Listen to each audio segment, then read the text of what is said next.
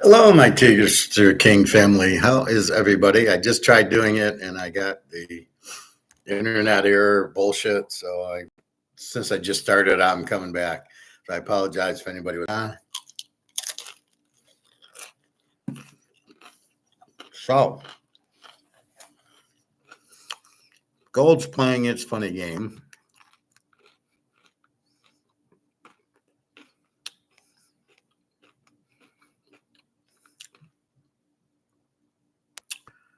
Gold's 33.16. Are we? Yep. And silver 36.59. So silver we like. It's staying above 36. I guess once it breaks 37, although it did break it, I guess let's say 30, 38, it should go up to 50 to 100. A lot of people that they don't understand this. They don't understand this is paper and this is price fixed. And so you're trying to do a technical analysis, which you can't do because you don't have brics. If you go back to 2000, if you went 2000, you're trying to say, well, this is what's going to happen. Oh, it's due for a major breakout. Yeah, it's due for a major breakout because the dollars are all inflated. And your only option is gold. But they don't understand that. They just say, well, the bonds are going to blow up. And therefore, gold will go up because the bonds are blowing up. What the hell kind of shit is that? The bonds are blowing up because everybody's in debt and can't afford to pay them. That doesn't make gold go up. What makes gold go up is the dollar's inflated and printed, and it's worthless. So you have to get out of the dollar, and the only thing you can get into is gold and silver. I don't know why it's so hard for that concept. One guy wants to get into Bitcoin. You want to take him serious, and he says, well, I'm going to diversify my portfolio. I'm going to gold and silver and Bitcoin. And you're like, what an idiot. Why would you go into Bitcoin? What is it? It's not real. What's the value of it? Anyway, I was watching Egon had a video on, and he really doesn't get it either. He's like he's like Alligator. Well, it's the dollar going down, not gold going up. Okay, so explain this. So if you look at what happened today, did the dollar go up, causing gold to go down? No, because that's impossible. The dollar's losing its value because they printed the shit out of it. So from 8 o'clock to 10 o'clock, it went from 33.43 to 33.17. Was that the dollar going up, causing gold to go down? No. So what the fuck's he talking about?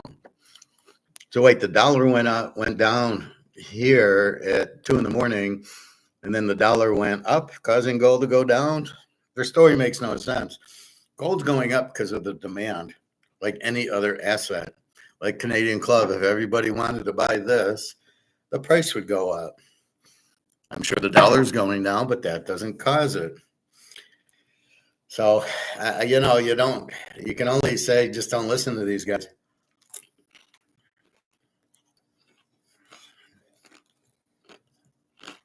It is not the dollar going down. It's gold going up. First of all, how can the dollar go down? It's gone down 99%. How is it going down anymore? And therefore, gold would only go up 99%, which would take it from $35 to, it would go up $34. It would be $69. Their concepts are right, but they're missing the point. They think, well, gold doesn't change. It's still an ounce. We're not arguing that it's an ounce in Roman times and an ounce now. It's still an ounce. They didn't make it an ounce and a half or half an ounce. They do have half ounce ones. But it's priced in dollars. We know that. But it doesn't mean it's not going up in value. In fact, it definitely is. Then why do we see it So explain 33.16 right now, but more importantly, explain this then. If gold doesn't go up, then why for a year is it up 43%? It's up $1,005 in 1 year, up 43%. The dollar did not go down 43%. How could it? It's gone down 99%. The dollar's gone. The dollar's worthless. Nobody wants it. So how the fuck is this up 43%? How is this up 43%? Right? This doesn't make sense then. How is it up $3,000 in 20 years or $1,500 in 5 years? Their whole concert makes no sense. All right. Enough of that. Again, it's gold going up because of demand of brics, period. The dollar's separate. The dollar's going down because they're printing it to death. There's nothing they can do about it. And that's why the debts are high. But are you going into gold because the debt's high? I don't know. The stock market ends at 43,386, and you just got to be shaking your head going, who in their right mind is buying that's how fixed everything's fixed. I mean, that's how fixed the Dow is. That's ridiculous. People should be running out of it. And the foreigners, I thought, were starting to take their money out. All right, baseball. Quite a day I'm having. So yesterday, we start with Pitt under 7 for 3 units winner. Texas, 2 units winner. Detroit over 8.5, I lost 2 units. The Mets, I had 2 units. The lock, the 10-star lock, was the Yankees under 9.5. And for the 10th or 11th game in a row, they went under. So we won that. Minnesota, we won for 2 units. KC under 9, we won for 2 units. And the only game, the other game we lost, Frisco under 7 for 2 units. It went over. So we go 6-2 yesterday, but that's in picks. Really, if we look at units, we won 5, 3, 5, 15, 17, 19. We won 17 units, if you want to look at that. Today, I know I wasn't on. I apologize, but I still made my picks. And I think I'll start selling these soon.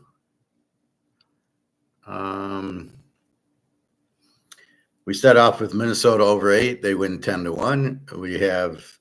We stay away from Detroit because Derek Enns comes in and he shuts out Oakland. And you're like, the guy is 34 years old and has never pitched before. Toronto 6, Cleveland nothing. We don't have that. We do have this one, Philly under 7. We made it a 5-unit play, and Houston wins 2-1. So we hit the 5-unit. Then we play the Dodgers and against Colorado for 3 units, and the Dodgers win. And our last game was the Cubs under 9, and they beat St. Louis 3-0.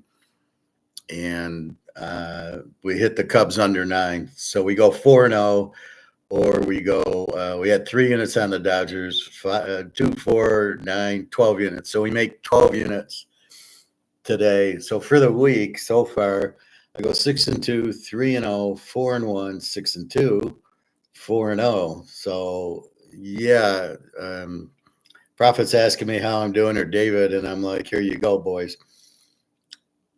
Now I think I got it. So now what I'm going to do is I'm basically ignoring most of the games. And when I find yesterday, the 10 unit was on Freed to go under, and they shut him out, I think. We had Scanes under 7. We had DeGrom. That was a winner. The only game that was weird was Detroit over 8.5 because Joe Flaherty was pitching, but they lost 3-0. I mean, it was a weird game. He gave up 3 runs, and Detroit didn't score. And you're like, this is the problem with Detroit. They play like a nothing pitcher and they lose 3-0. And then today they play Oakland with Jeffrey Spring 6-6 with the 4-3-0, and they get 8 runs. Which team is it? The team that scores 3, the team that scores 8? I don't know. You can't decipher. Even when they pissed Skubal, they were down 4-2. He gave up 2 2-run homers. So this is the most inconsistent team in baseball. Terrible manager. He's back to looking at pitches. He's again stealing signs and stealing the pitch. So he knows when a curveball is coming or a fastball. So they're doing that shit again. It's the only way you can ascertain these guys who are a bunch of 150 hitters in the minor leagues, hitting 270 because they're stealing signs. It's just like Jim Harbaugh at Michigan stole signs. You're getting it here. There's no way Happy Baez is hitting 290 and he's not stealing signs. He used to swing and miss on these curveballs routinely. They would just throw him a curveball and it'd be 5 feet outside and he'd swing at it. Now he knows it's coming, and so he lays off of it. How does he know? I wonder. So it's really a shame. Some more cheating going on, but that's, I guess, the Michigan way and the Detroit way. The manager really is helpless. He changes his lineup all the time. Let's see, Maris batted third, Mantle batted fourth, or vice versa. The whole year, they didn't change. So that's what you have. We'll look at baseball tomorrow, and now let us go. So I'm on a hot streak in baseball. Now let's go to the ACC. I think I regarded it as AAC at first. So the ACC, Atlantic Coast Conference, North Carolina State, Duke, Wake Forest. Half of North Carolina's in it. There's 17 teams in this. Jesus Christ. So you got rid of the Pac-10, and now you've got all these West Coast teams playing either the Big Ten or the ACC, or they went to the Big 12 or something like that. So we've got Clemson, Miami, SMU, Florida State, Louisville, Pitt, Georgia Tech. Yeah, Haynes Kings, he's there. Look for them to win it. Duke, Syracuse, North Carolina State, Virginia Tech, Boston College, Wake Forest, Virginia, Stanford, and Cal. Stanford sucks. Cal, I don't know. I know their quarterback went to Indiana, Mendoza, but I don't know who their replacement is. All right. Quickly look at the all ACC first, second, and third teams. Quarterback Cade Klubnik, Clemson. He's a senior. Isaac Brown, Louisville, and Jamal Haynes, Georgia Tech. I'm just going to go through those guys. TJ Moore, Clemson, and Deuce Robinson, Florida State, round out the first team wide receivers. Second team, Carson Beck from Georgia, went to Miami. Boy, you think Georgia would never lose players. Desmond Reed from Pitt and Desmond Claiborne from Wake Forest are the second team running backs. And Antonio Williams from Clemson and Bryant Wesco from Clemson, the receivers. So are you telling me that 3 Clemson receivers are on the first and second team? Not 1, not 2, but 3 of their receivers? That makes no sense. You can't throw the ball to 3 receivers. That's right. SMU's in this now, too. Kevin Jennings, SMU, is the third-string quarterback. I totally disagree. Haynes King's much better. Fletcher Jr. from Miami. Hollywood Smothers, NC State. Malik Rutherford, Georgia Tech. And Colin Lacey, Louisville. So my Georgia Tech's got a running back, and they've got a wide receiver and Haynes King. And Haynes King's better than all of them. I'll take Haynes King. He's just a flat winner. All right, so that's the all ACC team voted on by whoever this Lindy guy is. So you got to take it with a grain of salt. All right, let's look at the good news, bad news of the conference, if they make sense. So we start off. So in order, they've got Clemson ranked 1. I don't know if defensively they're strong enough. They've been pretty bad. Klubnik's a pretty good quarterback. We will see. Anchored by 4 potential first-rounders, Tiger possess ACC top roster. Well, that's a stupid one. Run game is a question. And the injury to Jay Haynes, a return trip to playoff as league champs is in order. I'll see it when I believe it. Miami veteran O-line will open holes for standout running backs Fletcher and Jordan Lyle. Miami addressed secondary concerns with portal fill-ins, which didn't address anything. Carson Beck, an ideal replacement for Cam Ward. How is he not yet? They're totally different quarterbacks.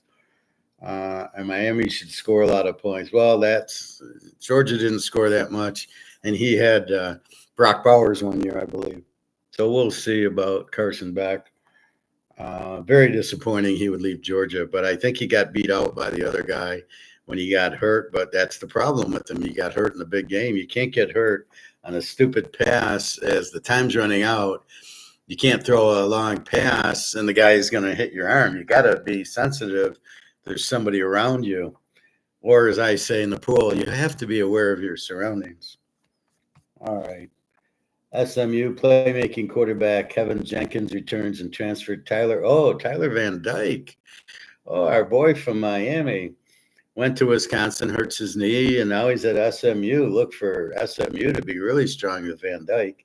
He's a much better quarterback than Jennings, provided his knees healed. We ran into that with our guy at Utah. What's his name? Anyway, he just couldn't get on the field. Cam Rising, he just couldn't do it. So we'll see. Hopefully Van Dyke can. Jennings sucked. He sucked in the bowl game and the playoff game. Mustangs replaced much of their skill talent offensively, including 3 leading receivers. Not a problem. They recruit well and they got a good coach. And transfer acquisitions help bolster a 2 deep that should compete. Who knows? You don't know about the transfers because that's in a different system in a different league. And you can't say, it's going to work here. Florida State, hire of Gus Malzahn offensively should spark an improved fast-paced unit. They still need a quarterback. Losing edge rushers Patrick Payton and Marvin Jones Jr. to the porthole was alarming. There's nowhere to go for Mike Novell and the Seminoles after a 2-win season. I don't know. You had Uglia Buglia. You went to you went undefeated and then you go to 2 wins because everybody thinks you're an idiot coach for getting Uglia Buglia. Louisville, adding former USC quarterback Miller Moss and a portal splash for the Cardinal. Miller Moss sucks. Okay, he's not very good, so we'll be careful with Louisville. Louisville's O-line may take a step in the wrong direction with 3 new starters, definitely. Porter evaluations must be home runs considering the entire secondary has been replaced. Louisville's in trouble, and I don't like Miller Moss as the answer. USC's had a lot of quarterbacks transfer out, and they're not very good. And then we got Caleb, who's not very good. I was hearing today on the radio that Caleb didn't know how to watch film. Okay, you played for Lincoln Riley for 2 years, and you didn't know how to watch film. What did you do? Didn't you watch film of the other teams? Like, how hard is it to watch how their defense reacts? So Caleb's got bigger problems than we thought.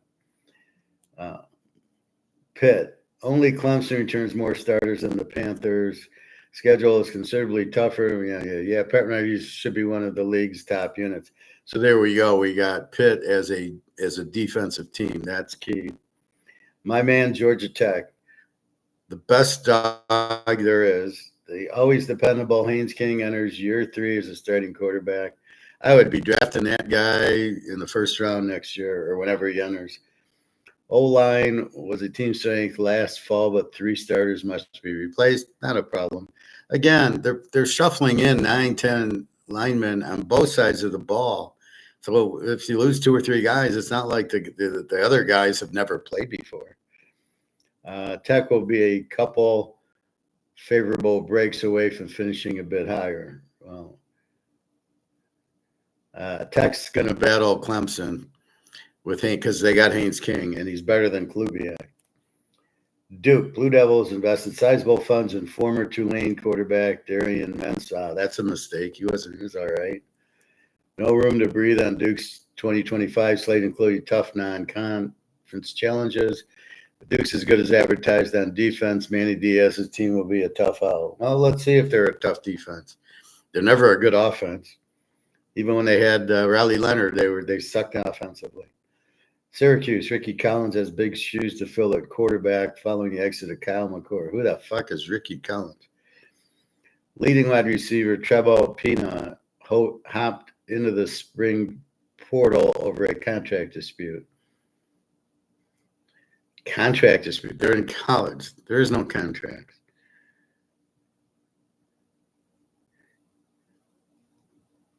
So he went to a different team because his contract in college. Okay. Coming off a 10-win campaign, the Orange are no longer one of the Hunters. Whatever. North Carolina, Bill Belichick, and he added quarterback depth in April, and South Alabama's Gio Lopez, who's okay, nothing special. Is Bill running the team or is his girlfriend? I don't care that she's 25 and he's 70. As long as they get along, they love each other. That's all that matters. I just want her to coach instead of him. Several top defenders transferred in the spring, including Ed's Bo Atkinson, like we're supposed to know who the hell he is. With his schedule featuring possibly only one top 25 foe, getting Bo. What a schedule. And then Georgia will lose 2 games because they got to play Alabama, Missouri, Texas, Oklahoma. But North Carolina will make the playoffs because of the easy schedule. That's what I hate about it. It's ridiculous. NC State quarterback C.J. Bailey, running back Hollywood Smothers, and T.E. Justin Jolly give hope for improved. Oh, yeah, really? The offensive line replaces 3 veterans with silver and whatever. Sizable transfer departures in the spring. So a lot of they didn't pay is the answer. Virginia Tech multi-year starting quarterback Kyron Jones is back for an offense that needs his leadership. He's not very good. More than half of the Hokies starting 22 will be first-year starters. That's not very good. Quick transition is vital for much of a 19-member winter portal. Now let me see Virginia Tech. They got an interesting game. V-Tech. They open with Syracuse goes to Tennessee. Oh, I'm loving Tennessee. V-Tech. They're at South Carolina. Oh, South Carolina's gonna destroy them. They cannot handle Lenore Norris if they got all those new guys. Boston College wide receiver group is anchored by Lewis Bond and Reed Harris. Do we care? No. The Eagles have to replace their top 3 most productive defensive linemen. That's not good. Bill O'Brien continues to build a program in disarray when he took over, and I'm not quite sure. It's not in disarray now. Wake Forest, fresh start. There are more than 24 total transfers at key positions. They're in big trouble. There's a rebuild in order at Wake Forest with too many unknowns to count. Time will tell if Jake Dickert leaving Washington State for more resources in the ACC was a good move. So this was a coach that did nothing at Washington State last year. Look for Wake to be the worst team in the league. Virginia, ex-Texas quarterback Chandler Morris gives Cavaliers stability. Why did he leave North Texas? I wondered why this guy didn't get drafted, and that's a good reason. He's on Virginia. So I wonder if the Texas State quarterback's going to pop up. Outside of returning star Cam Robinson, Virginia is super inexperienced at linebacker. 5 wins was a positive step forward, but regression may happen this time around. Not with Chandler Morris. He's a very good quarterback. Surprised he went to Virginia of all places. Not to Louisville. Louisville should have got him instead of Miller and Boss. Stanford. Stanford has a handful of players to build around in uncertain times. Stanford sucks. This roster could struggle in the confidence department, and after 9 losses, Frank Wright faces a difficult situation as a 1-year interim coach with GM Andrew Luck calling. Andrew Luck, yeah, he played at Stanford. Frank Wright did not play at Stanford. He played at Maryland. What the hell is he doing at Stanford? Faces a difficult situation as 1-year interim coach. So you got a good offensive coach, but do they have quarterback? I don't know. And last but not least, Justin Wilcox. He's an excellent coach. Can play up the why not us mantra since expectations are extremely low. 4 running backs left the program in the spring, including star Jaden Ott. He wasn't even they had a better one last year. No program nationally has faced more transfer exits. This is where it gets difficult. You've got to understand if these guys are, you look at Cal and you go, oh, they're pretty good last year. Jalen Ott transfers, but the whole team transferred. So who do you got?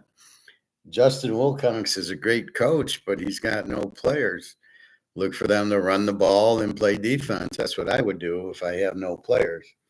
Because I can always run and I can always build on defense. So a little surprised, Cal, all their guys left, but they must not be paying. And this is the problem with college football. Alabama's playing, Cal isn't. And there's a big discrepancy. And that's not what it's supposed to be. Cal should be able to recruit. And guys that don't get offered by Georgia should go to Cal. I mean, that's the way it used to work. They'd end up at Bowling Green in Miami of Ohio. And then they'd turn into stars like Jack Lambert and Roethlisberger. It's funny how Pittsburgh gets all the MAC guys. And that's what would happen, right? And then that's how Jack Lambert gets drafted. That's how Joe Green went to North Texas. Oklahoma, Texas didn't want him, so he goes to North Texas, and he's the first pick in the draft, and that's how it happens because he goes to the next place. Now he might have still went to North Texas, but he would have then signed at Oklahoma, or they would have had a bidding war for him, and he'd have made more than he made on the Steelers. All right, forget the big ones, forget the recruiting. Clemson overview. Sweeney has his best shot in years to capture a third national. He's got no chance. Don't kid yourself. The Tigers will need a little luck in their treatment room. Has been unkind to the program. As talented as the defense is, Allen needs to get the Tigers to show up a unit that ranked 85th in the country against the run, but the offense is good enough to give the. So basically, you have a team with no defense and a quarterback. Dabo Sweeney, 180-47 at 17 years. That's at Clemson and overall. Strengths: Clemson should be a juggernaut offensively behind Abercluna and stacked group of weapons. The Tigers are also built to win on both lines of scrimmage with deep experienced offensive and defensive lines. Problem: Clemson has some question marks its safety entering fall camp on top of some injuries stacking up in the secondary toward the end of the spring. After a fortunate run of health during the championship years, Tigers have had the injury bug to key players of late, so keep an eye on that. Klubiak, 36 touchdowns, 6 picks, 308 of 486, 3,700 yards. And he ran 119 times. I would like to see him not run so much if he's that good of a quarterback. Probably a first rounder, good quarterback. Let's see how he did last year. Oh, yeah, Georgia beat 34-3. So you want to tell me Clemson's ready? I don't think so. Give him credit for beating App State. At Florida State, they sucked. Virginia. Louisville, they lost to Louisville 33-21. Barely beat Virginia Tech, barely beat Pitt. They did beat the Citadel, and then they lost to South Carolina, their rivalry game, and then lost to Texas 38-24 in the first round of the playoffs. Scored 34 game, gave up 23, but in the big games gave up 38 to Texas, 31 to SMU, 34 to Georgia, 35 to NC State, 31 to Virginia, 33 to Louisville. So they have a very weak defense. So this is an over team. I'll mark that.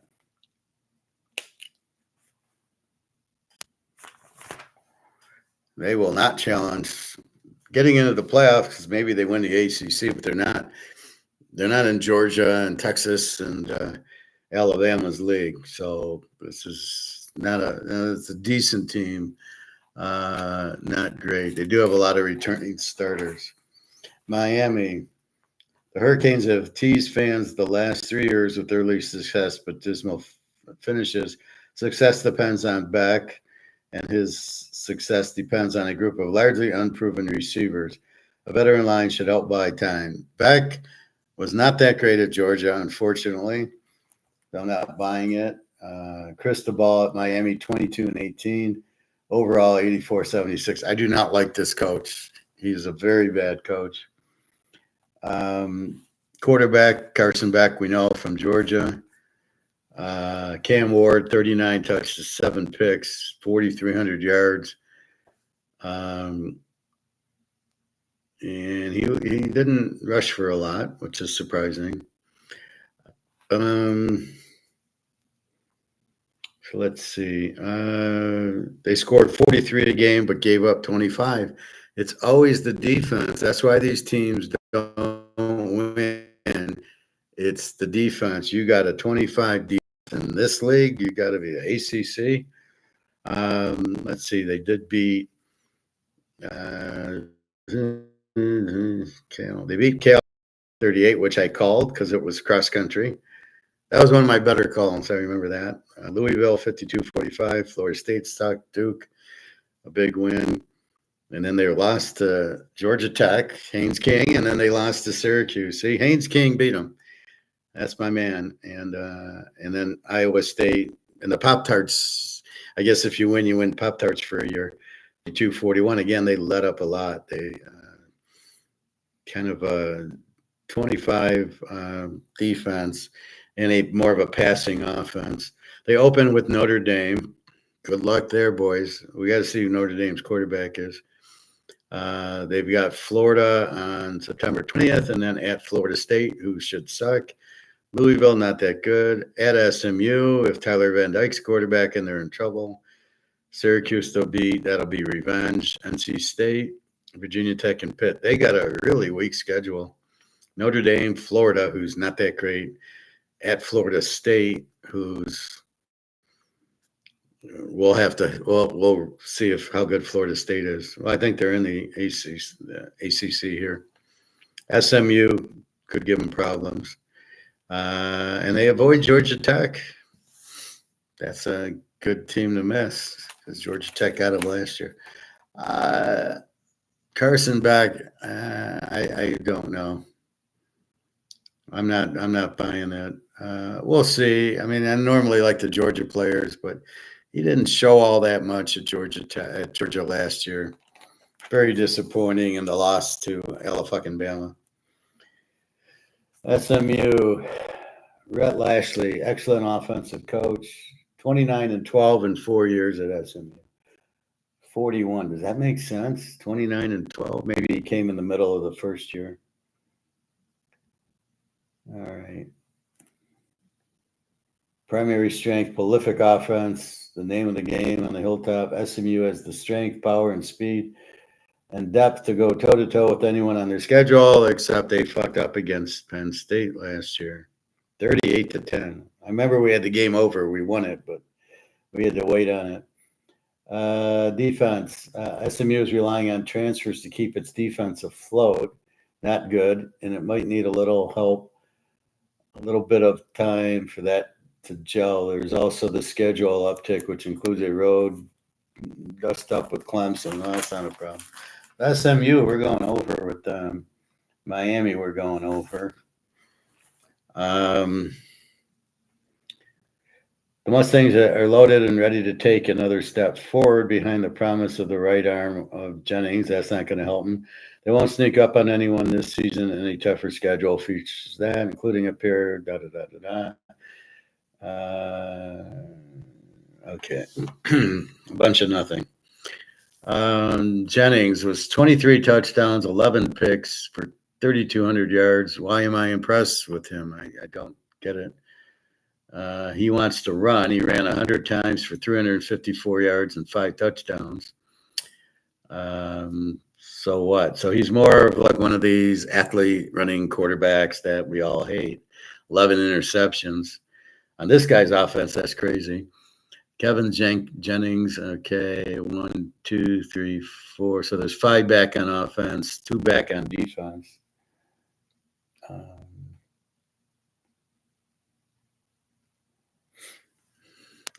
They scored 36 a game, gave up 22, except for 38 against Penn State, 34 against Clemson, 45 against Pitt, and 27 against Duke, 27 against Louisville, 42 at TCU. So I'm not buying. They have a good defense. Oh, yeah, it's Houston Christian. They gave up 7 to. See, and you see how that skews everything, right? They give up 7 to Houston Christian. You think they got a good defense. 10 to Stanford, who sucks. 7 to Virginia, 6 to Cal. All right, the weak teams, but against the good teams, they're giving up 30 points a game. So it depends who you're playing, the weak teams or the good teams. So SMU, I don't like Jennings, but I do like that's why. So Stone didn't play much last year. That's why he transferred out. Okay. Louisville. You've got Jeff Brom, 19-8 in 2 years, and he was there before. He's a good coach. Strength, the Cardinals should feel one of the most explosive offenses, but that's what Jeff Brom does. That's why you got to look at the coach. You see an offensive or defensive coach. Belichick's more of a defensive coach, right? But this guy's a good offensive coach. SMU's got a good offensive coach. Clemson, those are offensive teams. Without much defense, those are going to be high-scoring games, unless they play Georgia, of course. The good defense will always beat the good offense. The Cardinals should feel one of the most explosive offenses. Not with Moss. Moss is not a very good quarterback. Moss played at an All-American level in spring during his time at USC, while Brown and Watson are both home run hitters at running back. Ball and six-year senior. What the fuck is that? Colin Lacey should be one of the top wide receiver duos. 6-year. Yeah, he's playing. This is his 15th year at Louisville. Problems if God favors the team with the best defensive tackles. As late Arkansas coach Frank Broyles once said, Louisville might be in trouble. Cardinals presently possess few impact players there or on their O-line, while they lost 3 starters and then waved goodbye to another projected starter. Well, who cares? Overview. Following Brown's first season with the Cardinals, won 10 games and played for the ACC title last year. 9-4 mark with all losses in 1-score games. It doesn't matter. You lost. Didn't sit well for Louisville to contend. Moss cannot play up to his potential because he's not very good, which didn't always happen at USC. And whatever. We have Tyler Shaw, 23-6. That was a terrible first-round pick. Whoever took Tyler Shaw, he's not it. Miller Ross got replaced at USC. He had a good bowl game playing third-string secondary guys. And then he started out, and then they sucked, and they lost all these games with him. So he's not a good quarterback, Moss. So Louisville, I don't know what kind of offense they're going to have, but they scored 36 a game, gave up 24. Again, against the better teams, 34 in the Sun Bowl. 38 to Stanford. How do you give up 38 to them? 21 to Clemson, 27 to BC, 52 to Miami, 34 to SMU, 31 at Notre Dame. Not a very good defense. So the 24 is not real. But that's why you break it down. So they beat Austin Peay 62-0. You got to throw that game out. That's why I throw it out. They're Division II, and the 62 makes your offense look better. So when you look at 36 a game, that's not real. And then you shut them out. Well, your defense shut out Austin Peay. And then you look at Notre Dame and SMU scoring 30, and that's why against the better teams is how you start analyzing it. That's why that one year, a couple years ago with Michigan, and they had the worst schedule in the history of sports. You had no idea what to do with them. You couldn't say they were a good team because they didn't play anybody. Purdue sucked and Northwestern sucked, and even Ohio State sucked that year. So Louisville, I don't like Miller Moss. Florida State, who did they pick up here? Tommy Castellanos. Mike Norvell, great coach. Strength, FSU landed a few transfers from UCF. Sad you got to go to UCF for players, while adding a few from Nebraska, who have familiarity with Gus Malzahn's offense and White's defense. Castellanos' mobility is an element that should make the ground attack work more impressive. Problems: Florida State is short on depth on their offensive and defensive lines, aside from White and Robinson. No FSU returning receiver has more than 6 catches. Oh, that's good. And I'm not sure how good Castellanos is. I'll have to look. Norvell has gone all in on transfer portal since his arrival in December. Whether this transfer class has an impactful star like Uglia Buglia remains to be seen, but the Seminoles are banking on the transfers to bring production and leadership that leads to a significant bounce back year after a stunning turn from 13-1. Well, you went to Uglia Buglia. You went to somebody you didn't know, and he fucked you. And that's the problem. They scored 15 a game and gave up 28 a game, mostly because you only scored 15. They beat California 14-9, and Charleston Southern they beat. Ooh, what a team! All right, they open with Alabama with Casio. Alabama's going to kill them. They're going to kill them. They're going to kill them. They're going to kill them. What's the line on that game? Castellanos, this is the best they could do. Florida State. Alabama, 12.5, a total of 50. Well, I might have changed the point, but 12, and we get it under 7. That's a good bet on Alabama. And the game is, I believe, at Florida, is at home, so it'd be at Florida State. Look for Alabama. They are embarrassed. They lost 4 games last year, didn't make the playoff. DeBoer is a great coach, as we saw at Washington with Michael Penix. It's going to be Michael Penix and Jalen Daniels for Player of the Year. We will see. Oh, yeah, and the Lions got Jared Goff. Okay. I had to get that one out there. So look for them. Alabama's going to ream them. Then they got Kent State, a Z team. Virginia sucks. Miami will be a good game. Pitt, don't know. Stanford sucks. Wake Forest sucks. Clemson. And at Florida. We got to see how good Florida is. We talked about them in the SEC. We'll have to review that. Pittsburgh, the Steelers. Chuck Nolan's the coach. Pat Narduzzi at Pitt, and overall 72-56. And he's been there 10 years. He was at Michigan State when they went to the playoffs all those years. So they picked him up, and he really sucks at Pitt. He's not at 72-56. What is he still doing there? Jesus. Primary strength, Reed is a star in the making. Reed's the running back. And a building block for a well-rounded offense. Holstein needs to keep improving and take advantage of the strong support. Holstein's a good quarterback. He was pretty good last year. Problems. The defense is not lacking for experience, but needs to deliver more consistency for the Panthers to become a viable playoff contender. Last year, they scored 32, gave up 28. Now, that's surprising. Narduzzi's the defensive coach, and the team's given up 28. They gave up 34 to West Virginia, 48 to SMU. So they have problems with running quarterbacks, it looks like. 37 to Louisville, 34 to Boston College. Jesus. And Toledo lit them up for 48 and 6 overtimes. Great overtime rules. We can have tie games. It won't matter. They open with Duquesne. What are they playing, basketball?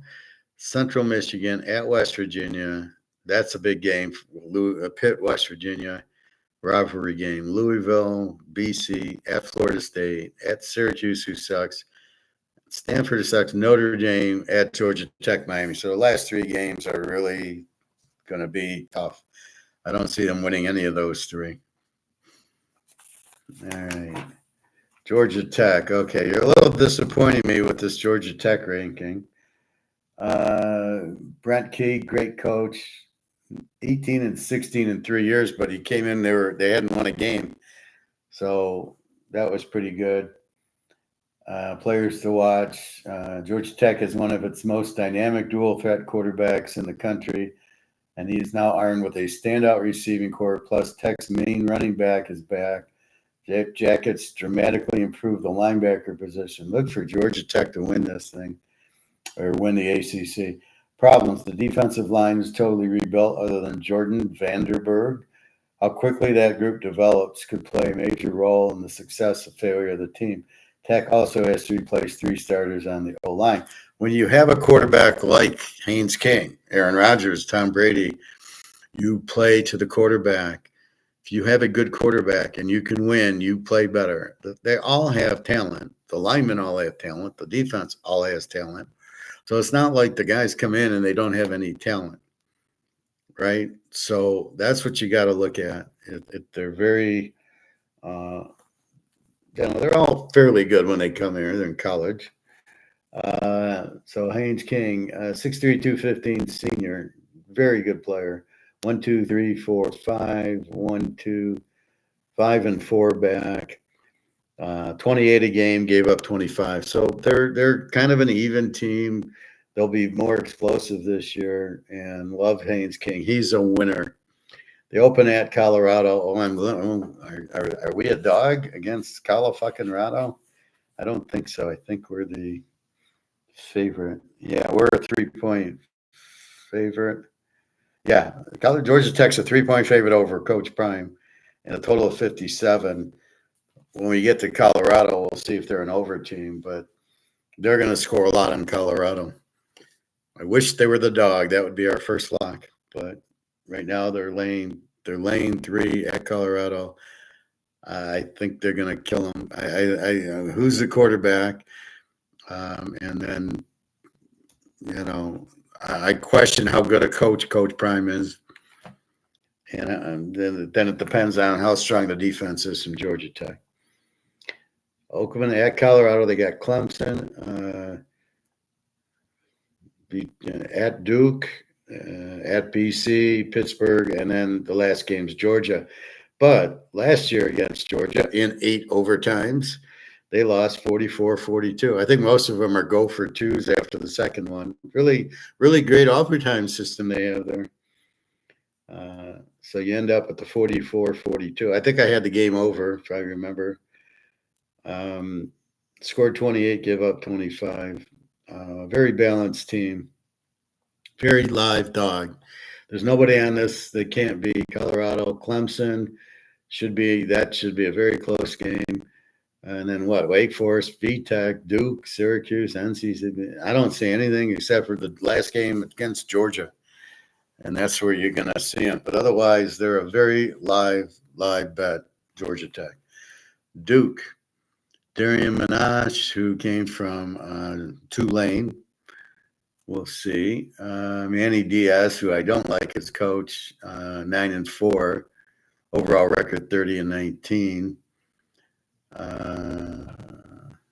Strength, the Blue Devils are kind of Manouche being a difference maker right away. The offensive line. If he's so good, why did he transfer from Tulane to Duke?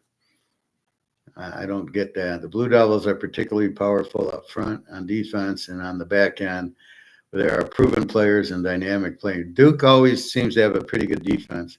Problems, the receiving corps is generally unproven, and the Blue Devils and that group will need to get up to speed with Manouche, and he adapts to a new team as well. The running attack needs a spark.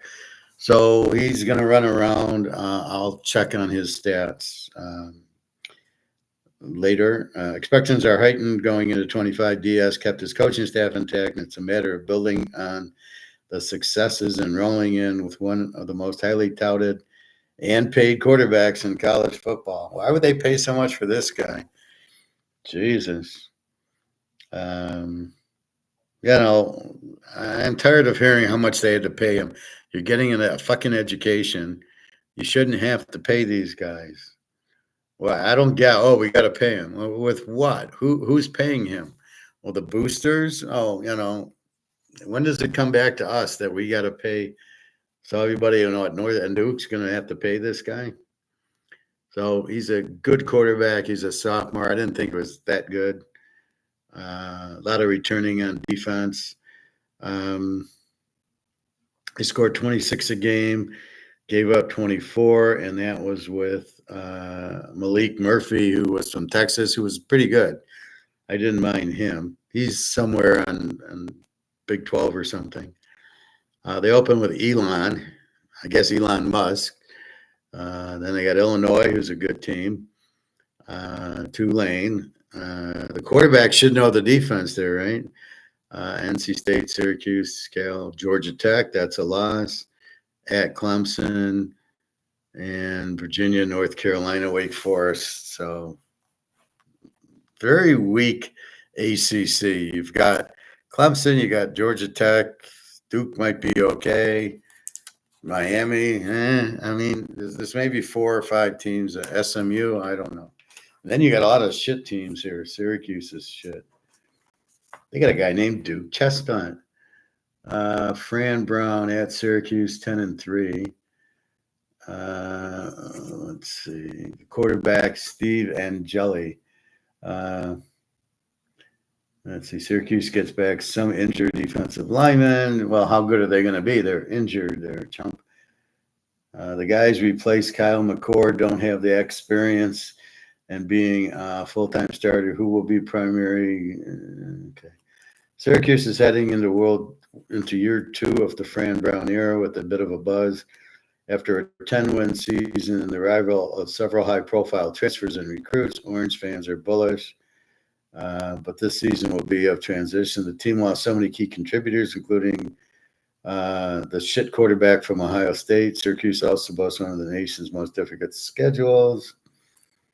Whatever. So I don't know. Steve Angelini, he's a 6'2" junior, but I don't have anything on him. So I think he's just a guy who's been on the bench. They opened versus Tennessee and Atlanta. Tennessee's going to kill him, although I prefer it in Tennessee. And they play Colgate. They're playing Crest, Colgate, and all the little mouthwashes there. At Clemson, Duke, at SMU, Pitt, Georgia Tech, at Miami, at Notre Dame. So they got 6 or 7. They got a rough schedule there. All of a sudden, Notre Dame pops in. They scored 34 a game last year, gave up 29. Again, you have a problem with no defense. North Carolina, William Belichick, who sucks without Tom Brady. I'm tired of hearing how good he is. He isn't. And he's going to find college is going to be a whole different ballgame than pros. Gio Lopez from South Alabama, I hate to break it to him, it's not that good. Playmakers in the secondary problems. The defense has been a problem in recent seasons. In fact, they don't do anything. There was nearly 24 departures from the program. So everybody left Belichick because nobody wants to play for his girlfriend. They scored 30 a game last year and gave up 28. That's a big problem. Overview. The overriding theme for this season is about 73-year-old Bill Belichick. No, he's not the winningest Super Bowl coach giving it the college try. That's a bunch of bullshit. It was a controversial choice after the awkward firing of Matt Brown, who sucked at Texas. Information. He led him to 6 consecutive bowl games. That's meaningless.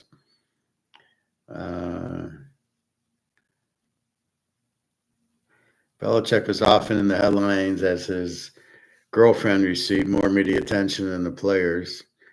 This is going to be just a total shit fuck. All right, let's see. So they open against TCU.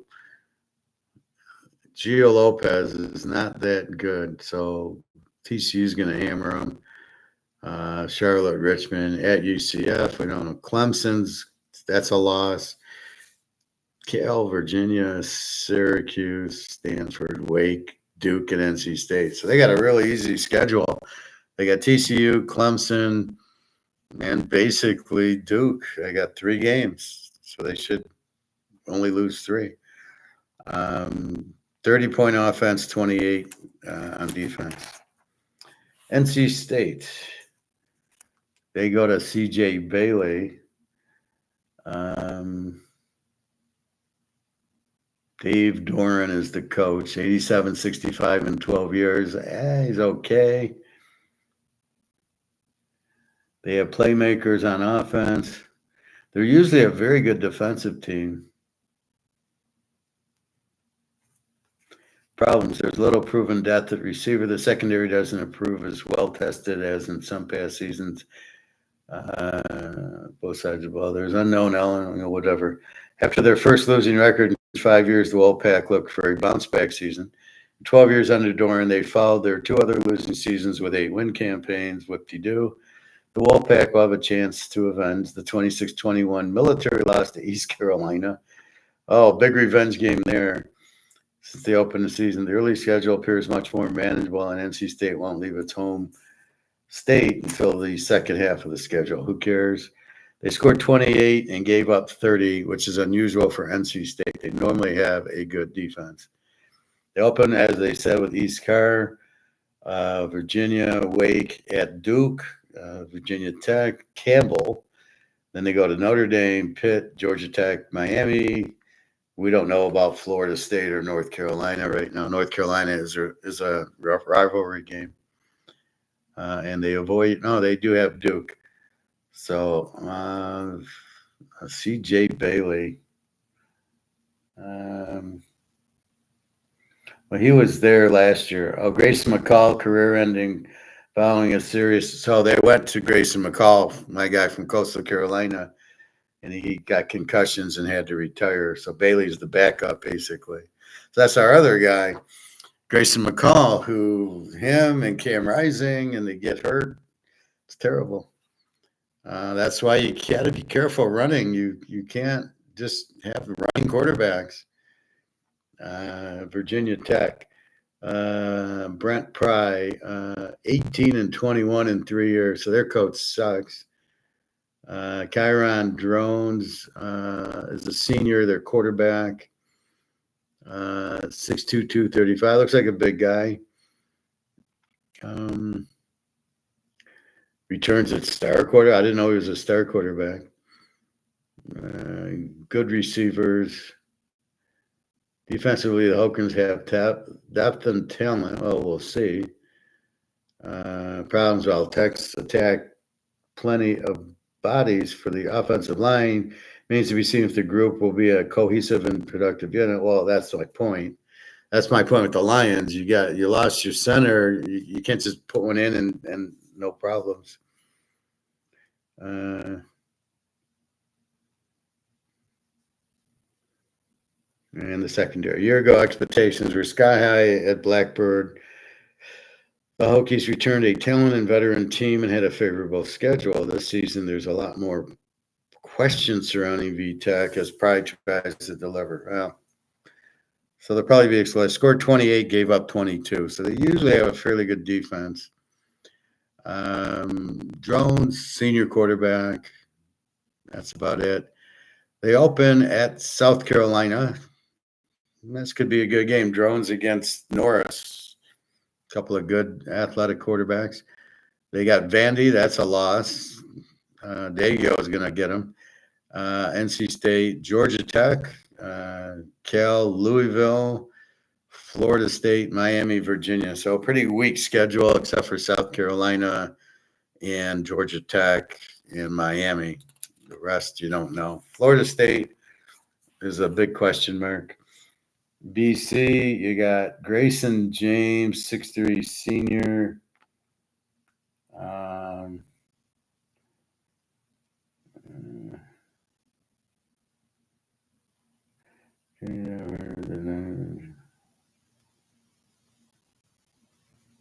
He was at Florida International before transferring to BC last year.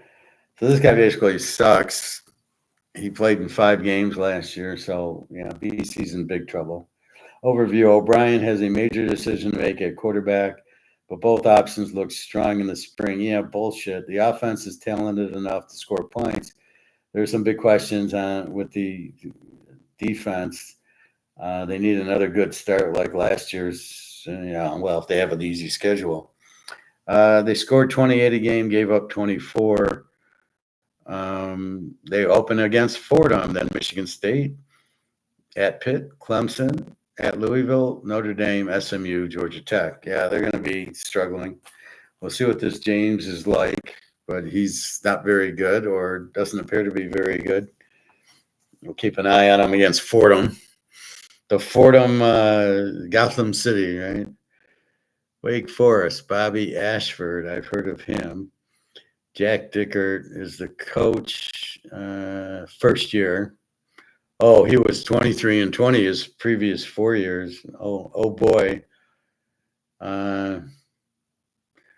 Let's see.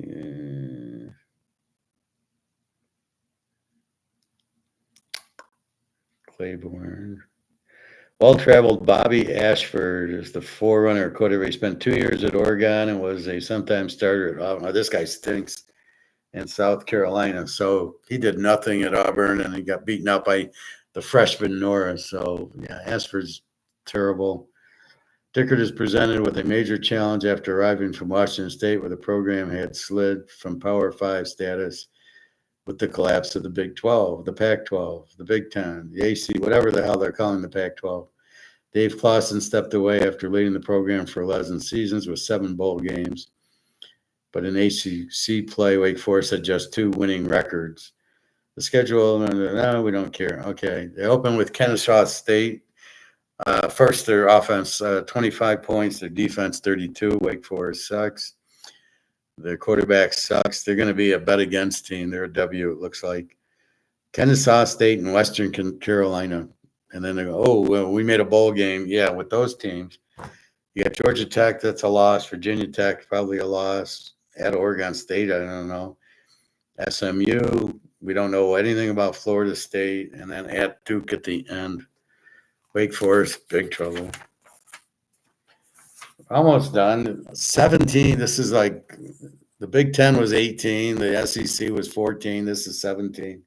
This is crazy. These conferences with so many teams in it. It really is insanity. You can't play them all, so you can't really get a conference championship because the schedules are different. All right, Virginia. Tony Elliott. 11-23 in 3 years. That about says it all, right? The coach sucks. Elliott added 10 players in the transfer portal. Yeah, big deal. Are they any good?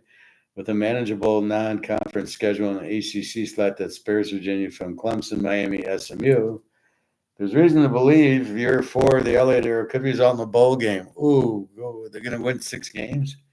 What do you got? 2, 4, 6, 8, 10. There's 12. You play 12 games, you win 6, and that's a good season. So they open with Coastal Carolina. They got Bill and Mary, Florida State, I don't know, Louisville, North Carolina, Wake Forest, and Duke. They got one team, North Carolina State and Duke. I doubt they will beat Wake Forest and North Carolina. North Carolina State will probably give them trouble. Virginia Tech. They scored 22 a game, gave up 28. Their quarterback, Chandler Morris, now he's very good from North Texas. That was a good pick.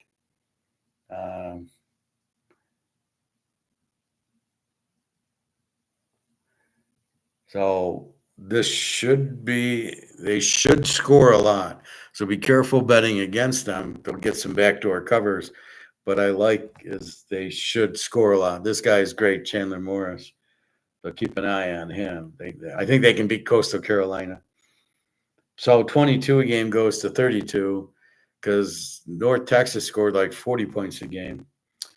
And scoring-wise, they gave up 28. I can't see that getting any better. But they have an incredibly weak schedule. We will see. Stanford. Frank Wright at Stanford and in college, his first year, he was at the Indianapolis Colts. He played for Maryland. He had the big comeback against my Miami team. I could have killed the guy. They were down like 30 points, and he came back to win the game for him. So we'll see. Decent coach, but no talent.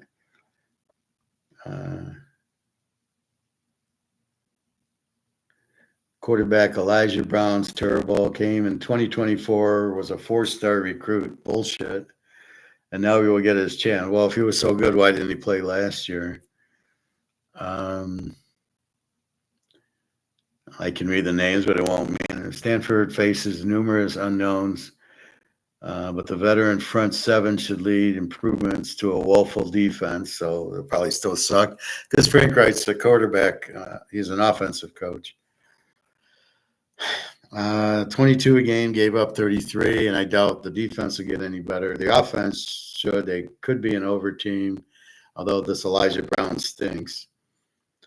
Stanford has posted 4 consecutive 3-9 records and now is an awkward coaching transition on top of an awkward fit in an ACC where they got to constantly go to the East Coast. Stupidest thing. Perhaps Wright can get the program back. Why wouldn't they go to the Mountain West so they can play BYU and Vegas and at least not travel to the East Coast. So let's look at it. They start at Hawaii and at BYU. That's probably 2 losses. BC at home. Then they got to fly at Virginia and San Jose State. At SMU, that's a loss. Florida State, we don't know. They got to go to Miami. Pittsburgh is at home. North Carolina and then they get Notre Dame at the end. So they're in big trouble. They'll lose to BYU. They'll lose to SMU. They'll lose to Miami. That's 4 losses. Well, I mean, this is a team that's probably not going to win too many. They only won 3 games last year. Cal Poly, Syracuse, and Louisville. So their wins were impressive. Louisville and Syracuse. Overall, I don't know. Elijah Brown, we have no idea. He's a sophomore and he's never played. So we will see. And finally, you get exhausted here. Finally, we got Cal. We've got Justin Wilcox, who I love. Very good coach. Let's see. They got a new quarterback, Devin Brown. A transfer portal exodus shook things up in the offense in December. Quarterback Mendoza went to Indiana, and they're going to be good. And 3 of the 4 top receivers left, and in April, most of the running back room left. What's going on in Cal? Jaden Ott left for Oklahoma, and tight end at Texas were huge losses. So who is Devin Brown?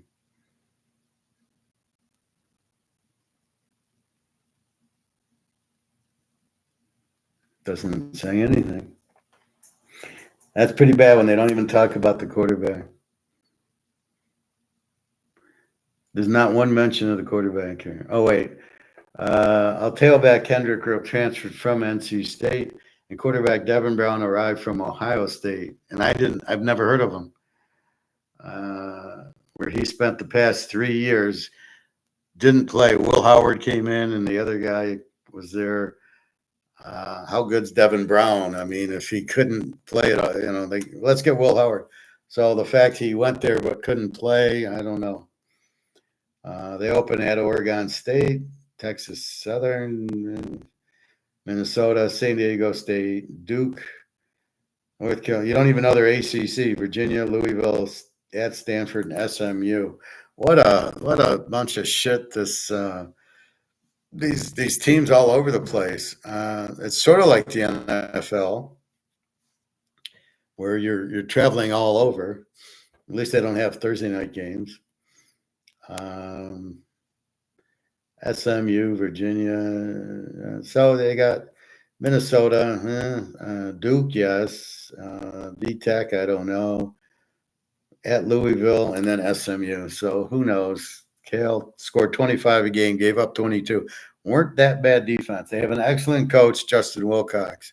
If I'm an NFL team and I'm dicking around with these coaches that suck, like the Bears, like some of these other teams, Tennessee, New England, although I like Vrabel, I would have taken just Justin Wilcox in a minute. Him and the Florida State coach are much better. The Big 18, we've already talked about it. I think I'll do it again because it's kind of in the middle of a other one, and I'm trying to just pin these conference ones. This is it, but there's so many teams. It took an hour 8 to go through 17 ACC teams and 14 SEC teams, but I think I'll go through the Big 10 again. Anyway, that's what we have. Here's Devin Brown, Ohio State. They're going to go with Julian Sand, a freshman at Ohio State, is better than Devin Brown. So that shows you how bad Devin Brown is when a no-name Julian Sand Alabama transfer comes and beats him out. He's been there 3 years. Anyway, so that be the SEC. Big day in baseball, 4-0. Including our lock, Philadelphia under. And the lock yesterday, the Yankees didn't play today. I couldn't bet them under. So the Yankees under 9.5 yesterday for 10 units wins. We're now 10-0 on the Yankees under the last 10. We did play Cincinnati, which did beat the Yankees, and it was still an under game. we played Cincinnati, but we've been on the Yankees under, and they keep going under. This is red hitting at roulette. You don't fuck around and play them over. You continue to play the Yankees under until they go over. Even the game the other day, they were 9.5, and it's 3-3 going into the 10th, 3-3 going into the 11th. The Yankees make it 4-3, and Cincinnati wins it 5-4. So we get 3 runs in the 11th. So even in an extra inning game, we still stay under 9.5. So keep that in mind. It's this is exactly what you're looking for, is the trend. You want to play the trend. Now, is that a technical analysis? Maybe. I mean, maybe that's what they're trying to say. Is this a technical analysis? I don't think so. I think it's just we're playing the streak. And the Yankees keep going under. We keep betting them. We keep winning. And we finally got up to a 10. We finally hit a 10-unit play. We finally found one. We played it, and we won it. So even better. We'll do another college football tomorrow. Tomorrow is Friday. We got Mark McGuire on by himself, so it should be a good show. He'll talk about the chart on gold. Like, gold's sitting there and doing nothing for 2 weeks now, sitting in the 3,300s. Let's see where we're at tonight.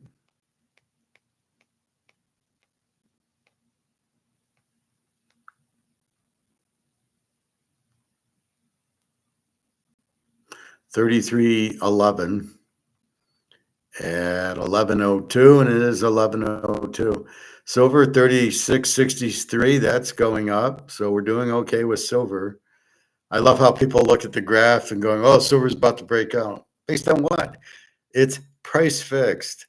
It can't break out unless they stop doing derivatives. What is so hard to understand about that? Oh, it jumped up to 36.68. Here goes silver. Now let's get gold going up.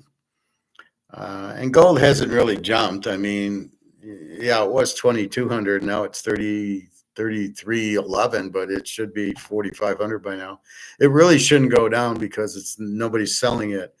And this is the problem with the derivatives and the paper market. They can do it and short it for a while, but all it does is create buyers. And the U.S. is going to have to pay the calls when they ask for delivery on their options. They're going to have to pay. So they want to pay it at 33.11 instead of 3,500. So look for it to go up pretty quickly. Anyway, China will knock it up. See, it's surprising is China's knocking it down, like from 6 o'clock down. It's just gone down. I don't know what China's doing, keeping the price down, but I don't know why they're using the COMEX anyway as the physical price. It's a paper derivative market. It should not be priced. It should not price the physical. And that's what China and Russia are going to do with their COMEX. I don't want to get too much into economics right now because we just talked football, and I want to kind of keep it football. But anyway, China's using I love how they call it a digital system, and it's not. It's just Visa is not digital. I don't know what the big deal is about a blockchain. Don't you know on Visa immediately what you bought and you can see the transaction? So I don't really get what a blockchain has to do with anything. Like, doesn't Visa work? Okay, it's more expensive, and so you're moving to something that's cheaper, but that's it. It's not, new, and it is backed by gold. These are trading, so China's buying oil from Saudi Arabia or Brazil or Russia, and they're paying with this digital yuan, which it's got to be backed by gold. Nobody would want it. They're broke. Japan's broke. The U.S. broke. Everybody's broke. And, somebody I was watching, they say, oh, the U.S. dollar, well, that'll always be the reserve currency. And you're like, are you a fucking idiot? What are you talking about? It maybe have 6 months left. By the end of the year, the U.S. dollar will collapse. What are you talking about? The reserve currency. Why is it even so important? It doesn't mean anything. It's worthless. So you're going to have a worthless reserve currency. I'm sure the Roman currency was the reserve currency till they took all the silver and gold out of it. then it's the reserve currency, but it was worthless. It's about being worthless. Inflation is the money being worthless. It's lost 99% of its value. Don't tell me it's the dollar going down, not gold going up, because you're showing me how stupid you are by making that comment. There's no fucking way gold's not going up. And there's no fucking way the dollar's going down. It's gone down 99%. It can't go down anymore. 100%, okay, but that's not going to raise the gold price $1,000. It's going up because of demand by not forget the central banks, by the banks, the shadow banks, and all the other banks and pension funds and everybody else in China, Russia, and BRICS. They're the ones buying the gold. It ain't just central banks. This is another thing that these idiots don't understand. The shadow banks in China and Russia and Putin's swimming pool. He's not a central bank, but he's the one. He's buying a lot of it, right? He's not stupid. He might be a lot of things, but he's not stupid when it comes to gold. And China understands gold very well. And you know who doesn't? The U.S. Trump sounds like an idiot. I don't know what they're doing with Iran. Apparently it was a staged bombing. That it wasn't a real bomb. It was a real bombing, but it was like in the middle of the Las Vegas desert where nobody lives. So he didn't hit anybody. It wasn't a military. It was just, here, we're going to bomb you. Here's a bomb. This is what we're going to do if there's a war. I don't know. It was just a PR stunt to show Iran we're serious, I guess. I don't know. Trump's lost it. And the U.S. is in big trouble. And the mayor of New York hates America, and we're voting this guy in or whoever, however it gets voted in. You got to be kidding me. That should not be allowed to happen. You're supposed to obey the Constitution. Well, somebody who is against the U.S. should not be in. That's George Soros for you. George Soros got that person elected because he hates America and he's trying to bankrupt it. And Trump's now his friend, and they're doing a good job bankrupting it. So anyway, I think that's it.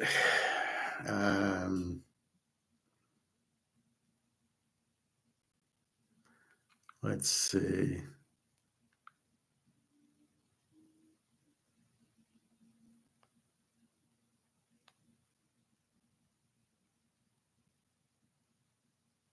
See, like these articles, the dollar just got replaced. We know that.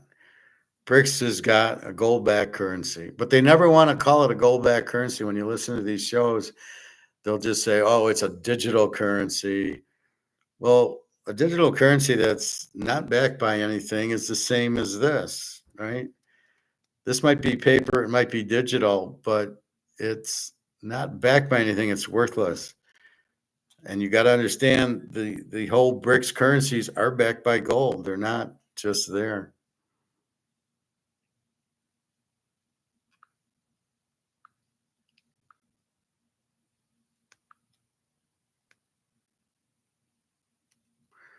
All right, here's Egon. I'll play it tomorrow.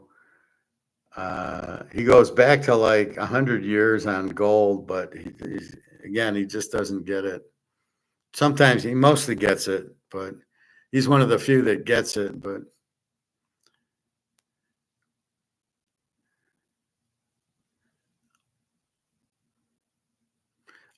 there is this thing on airports. So a lot of the airport, this is in the U.S. Let me play this one because this is pretty important. That's why I partnered with Microsoft to take my Windows Copilot Plus PC on my trip through Norway. It's super. Nobody caring. Canadian Airlines are taking away flights to popular U.S. cities. This after many Canadian vacationers apparently are avoiding the U.S. entirely. If you're planning to fly to the U.S. this summer, you might notice fewer flight options. New data shows a massive drop in demand for air travel between Canada and the U.S., forcing airlines to cut seats and scale back routes. You're walking into one of America's busiest airports, but it's quiet, eerily quiet. No TSA lines, no crowds rushing to the gates, just empty chairs, silent corridors, and that strange echo you usually only hear in movies, right before something big goes down. And no, this isn't some throwback clip from 2020. This is right now in 2025.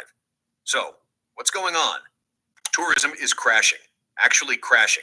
Flights canceled, hotel rooms sitting empty. Cities that were once packed with tourists, ghost towns. At first, you might think, maybe it's just a slow day. But nope, this is way bigger. The numbers are insane. We're talking billions of dollars in losses, millions of travelers just not showing up. And it's not just one cause. It's politics, global tension, safety concerns. It's like a perfect storm that no one saw coming this hard. And the wildest part? Almost no one's talking about it. But today, we are. Because what's happening behind these empty terminals could change how America does tourism for years to come. Stick around because I'm breaking it all down. Who's not coming? Why? Who's getting hit the hardest? And what's next? So if you're new here, smash that subscribe button, give this video a like, and let's dive into the mess. Let's zoom out for a second and really take this in. Because this isn't just a slow travel season. It's something much bigger. Airports across the U.S., places that should be packed this time of year, are practically deserted. At LAX, international terminals look like ghost towns. At JFK, you can hear your own footsteps echo. In Vegas, you could roll your suitcase from baggage claim to the Strip without dodging a single tourist. It's surreal. But here's where it gets serious. The latest data shows international arrivals are down over 14% from last year. That might not sound massive, but in the tourism world, that's catastrophic. That 14% drop equals up to $21 billion in lost revenue this year alone. That's not just a few missed flights. That's an entire economic engine grinding to a halt. Hotels are reporting empty rooms. Restaurants are seeing empty tables. Theme parks are running light. And small businesses that depend on tourist foot traffic, they're hurting badly. For every 1% drop in tourism, we lose about $1.8 billion. Multiply that by 14, and the picture becomes crystal clear. This isn't just a bad month. This could be the worst summer for American tourism since the COVID lockdowns. And we're just getting started, because the next numbers will blow your mind. Now let's break it down. Let's start with Canada, normally one of the biggest sources of international tourists to the U.S. But this year, flights from Canada to the U.S. have plunged by a staggering 71% to 76% on certain routes. 76%. That's not a slowdown. That's a free fall. And Europe? It's not much better. Flights from Western Europe, countries like Germany, the UK, and France, are down anywhere from 17% to 28%, depending on the route. Even South America's pulling back. Some key markets there are showing a 10% drop in traffic. But here's the kicker. It's not just international tourists staying away. Americans themselves are cutting back on travel too. TSA checkpoint numbers, after steadily climbing since the pandemic, just saw their first real decline in years. Fewer people are flying domestically this summer. Plain and simple. Why? A big part of it is the economy. People are feeling the pinch. Airfare is sky high. Hotels are expensive. And with inflation still hitting hard, families are tightening their belts.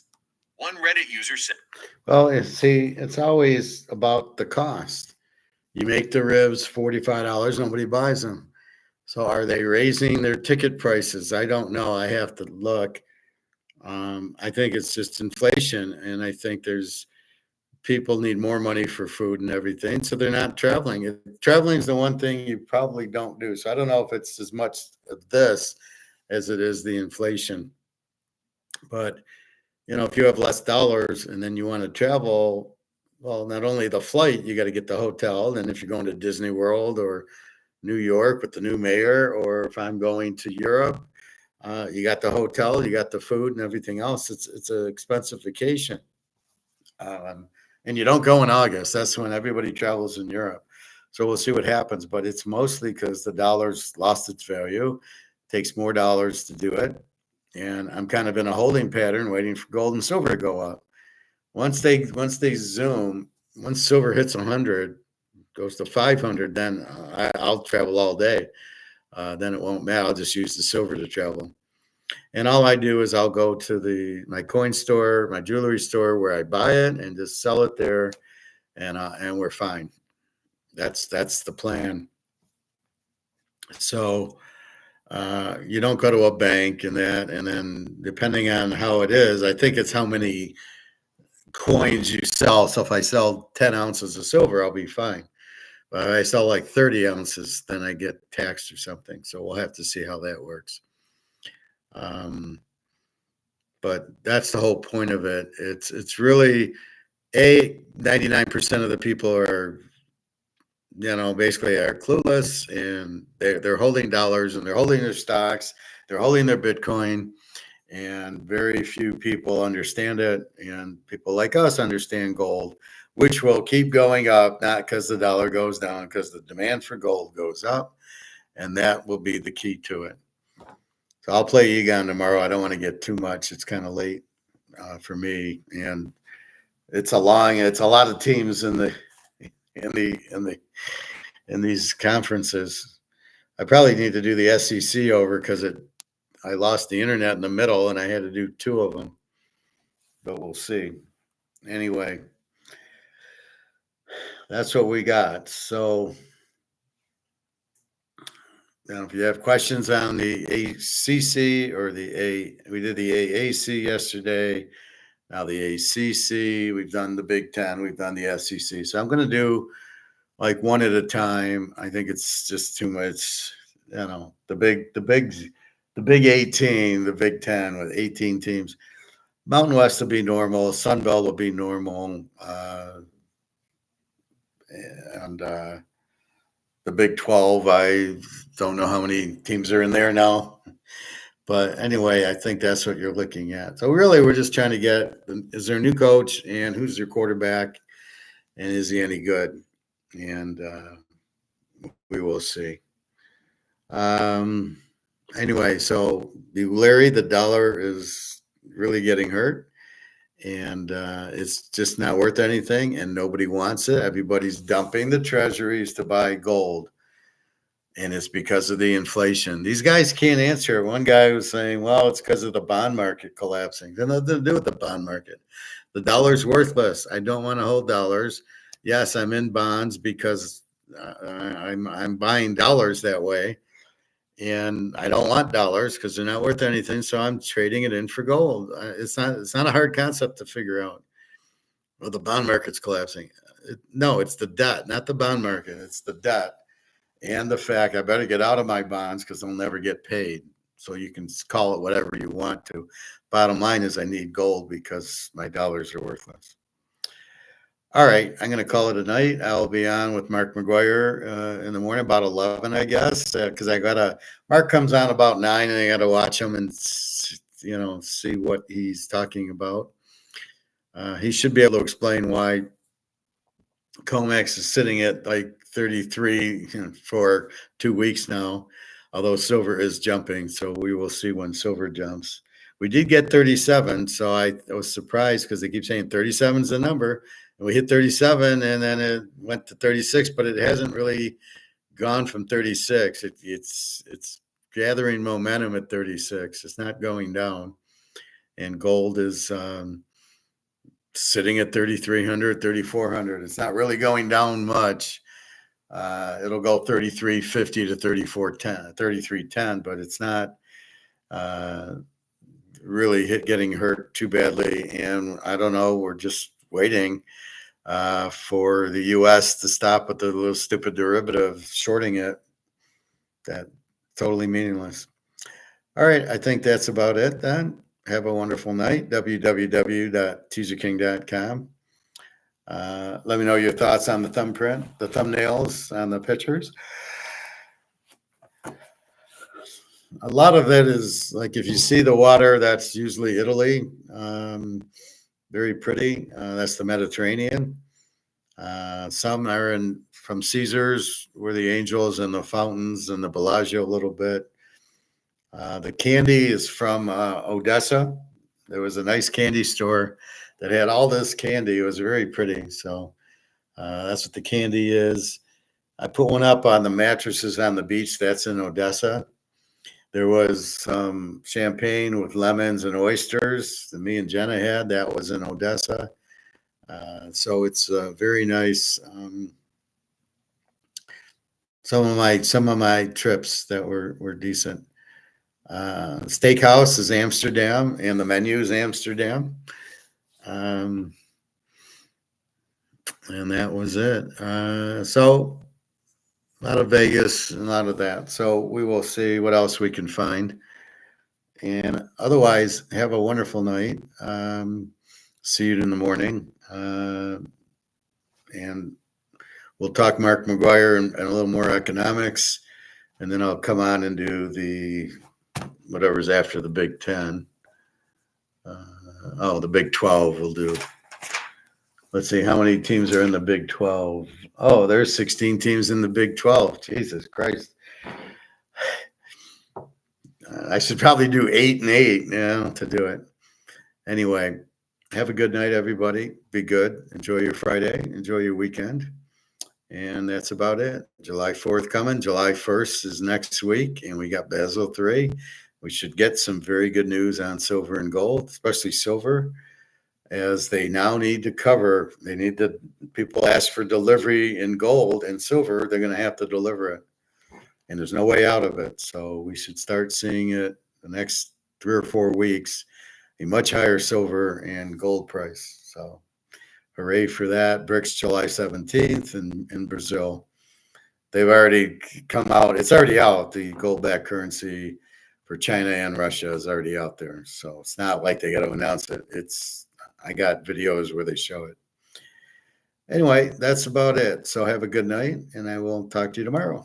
All right, www.teaserking.com. I just like saying it.